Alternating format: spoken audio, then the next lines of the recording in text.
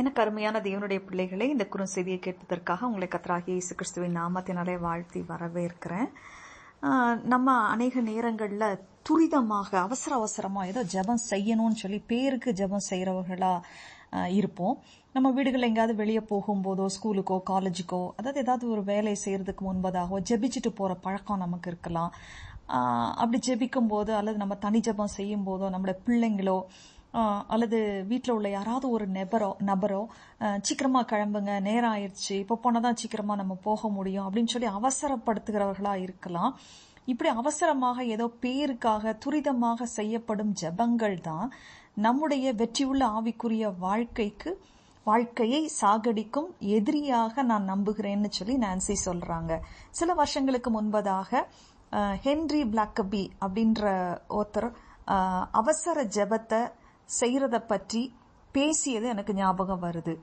அவரோட பழக்கம் எப்படின்னா, காலையிலே எழும்பி ஜெபிக்கிறது மற்றும் வேத வசனத்தை அவசரமா எப்படியாவது செய்து முடிச்சிடணும் அப்படின்னு சொல்லி பேருக்காக அதை செய்து விடுவார்.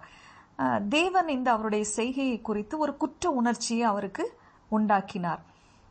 அதன் பிறகு ஒரு அரை மணி நேரம் முன்பதாக எழும்பி தேவனை தேட ஆரம்பித்தார்.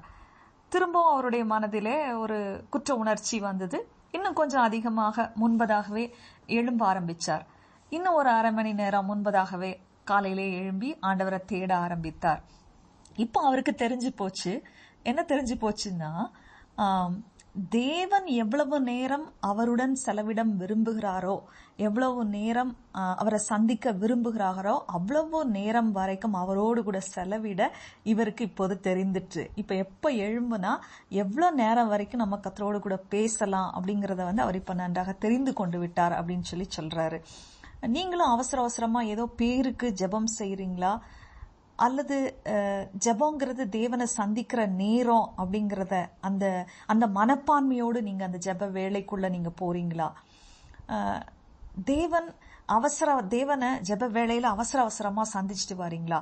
நாளை காலையில தேவன் விரும்புற வரைக்கும் நீங்க அவரோடு கூட நேரம் செலவிடணும்னா அதற்காக நீங்க என்ன செய்ய வேண்டியது இருக்கும்?